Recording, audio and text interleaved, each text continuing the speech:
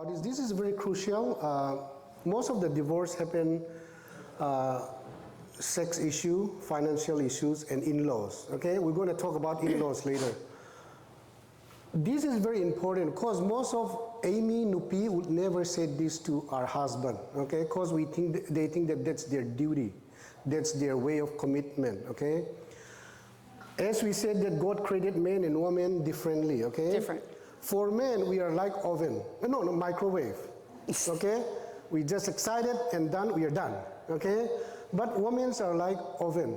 They're slowly heated up. Once they're heated up, they just cannot cool down. Okay?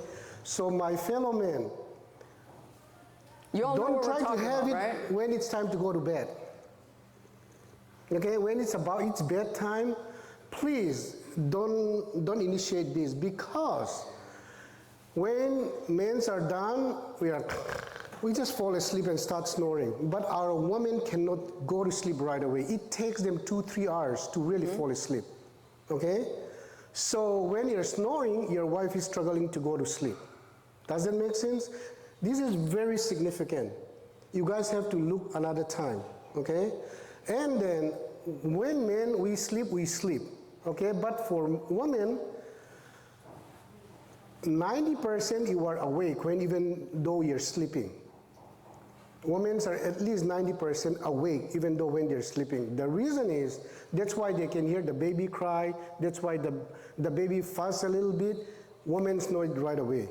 Okay? Even they cannot even have a sound sleep. But men, even though our kids cry, we still turn around and still snore, right? Does that make sense? Because if your wife doesn't have enough sleep for 3 nights in a row, it really affects the brain chemistry. Okay? So men, let's be respectful on that part of it.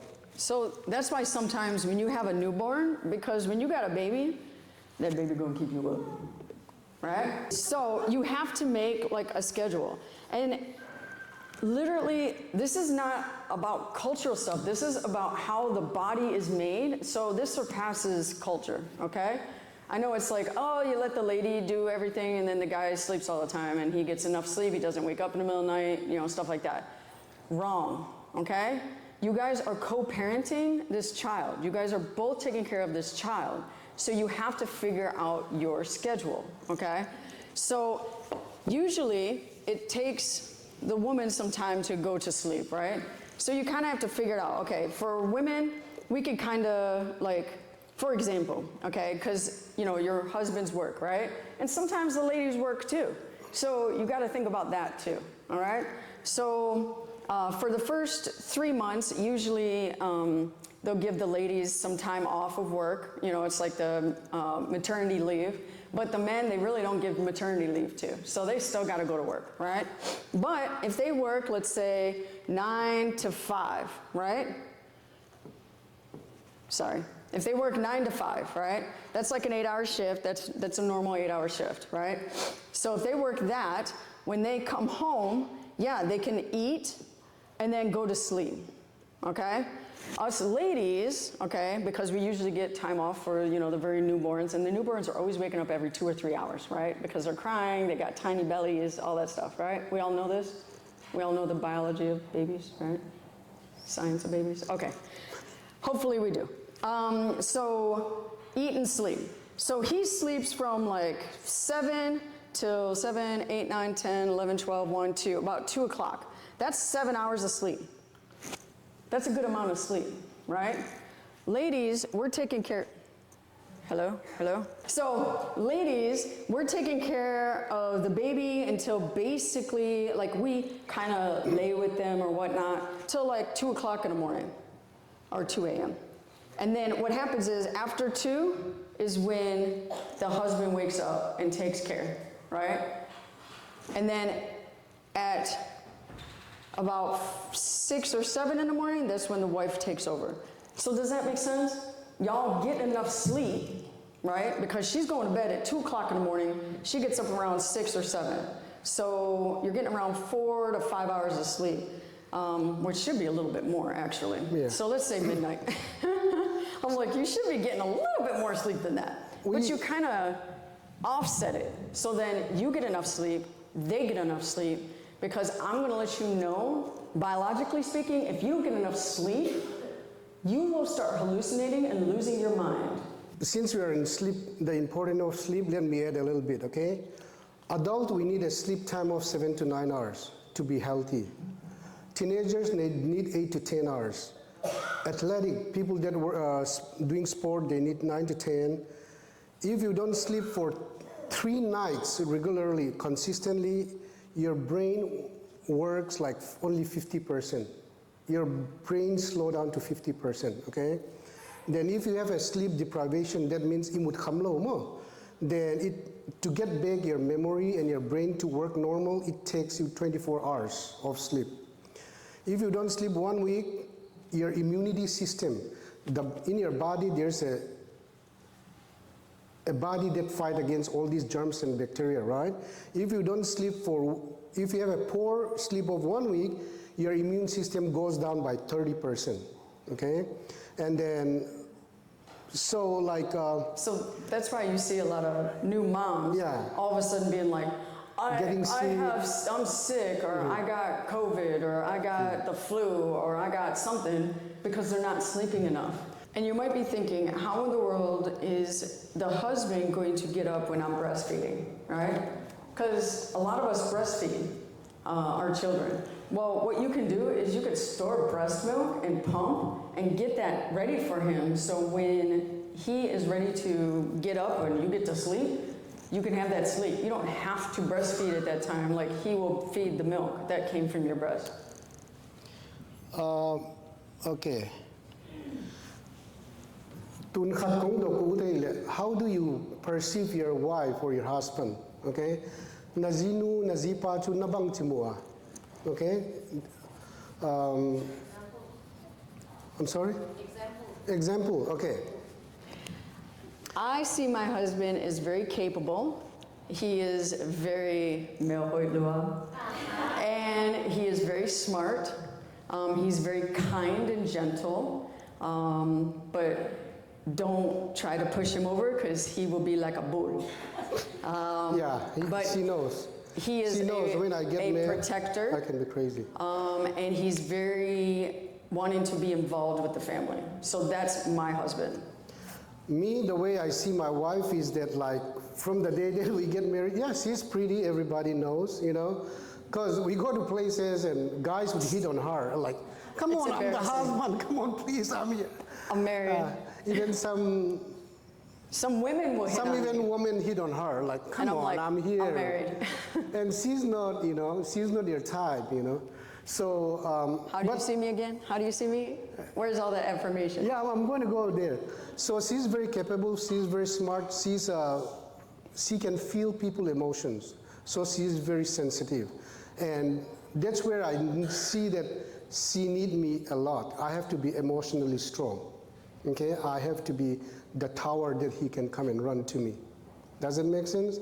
And then my perspective with it is like, when we get married, okay, I don't see her as like, okay, you're my wife, you have to do this, you have to do that, you have to have babies. No.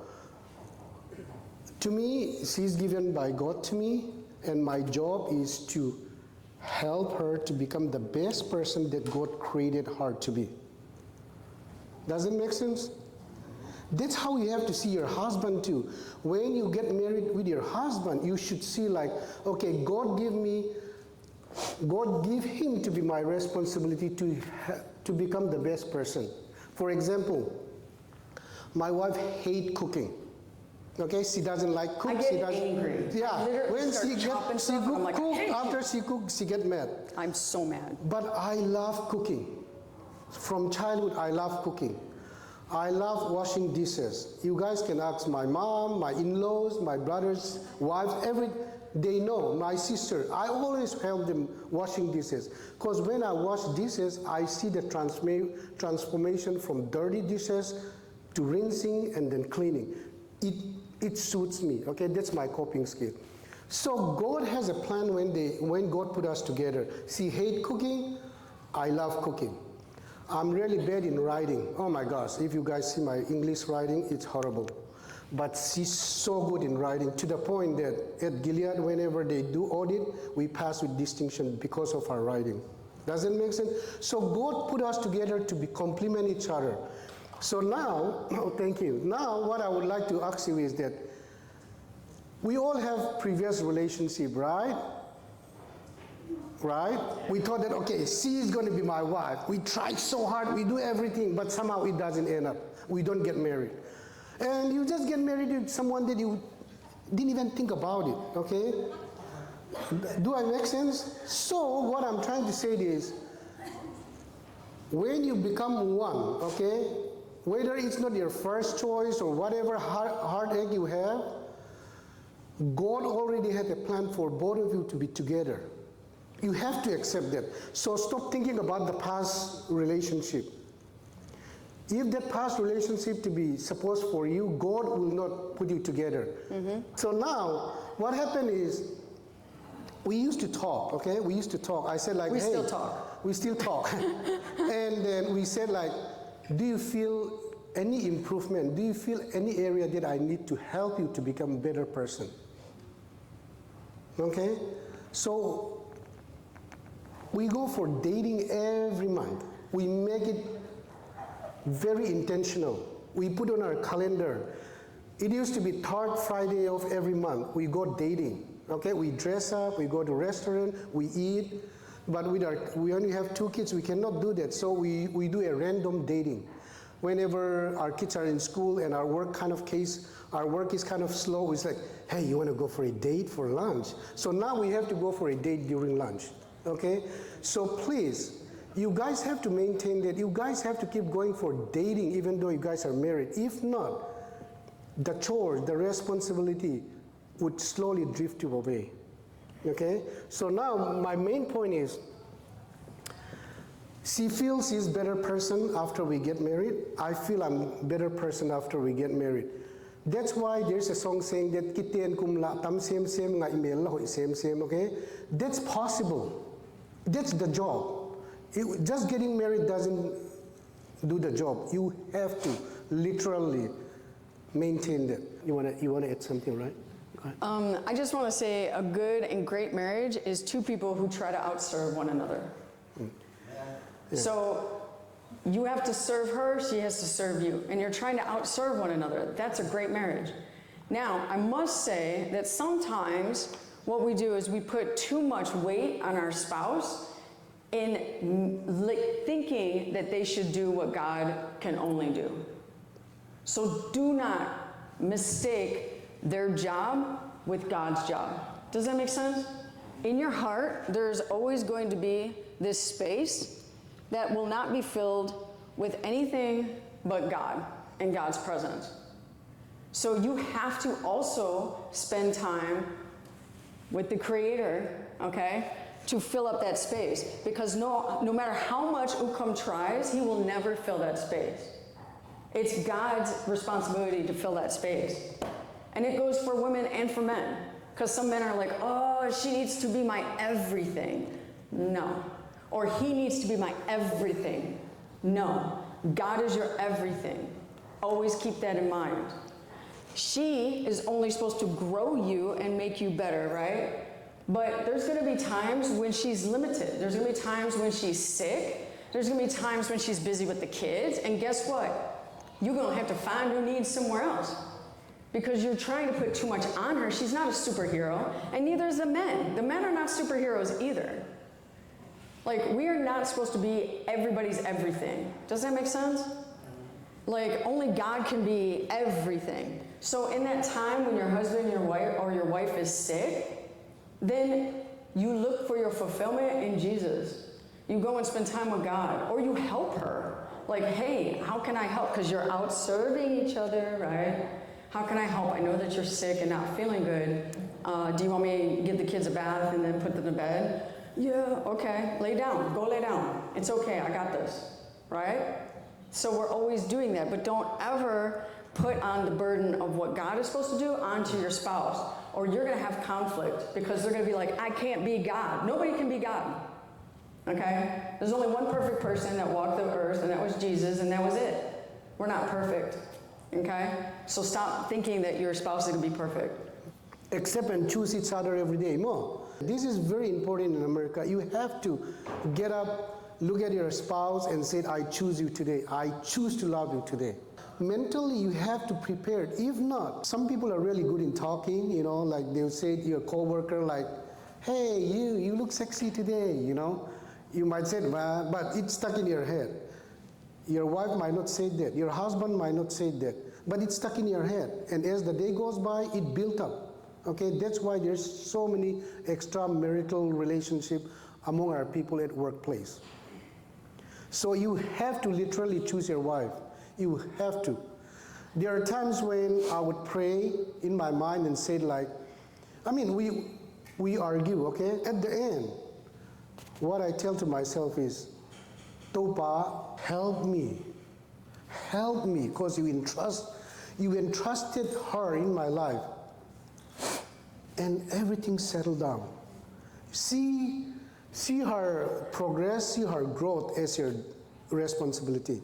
Well, you might be thinking, what does she think every time you get into an argument? Well, I think, man, I'm just stuck with that man. Oh, I can't believe it. Just kidding.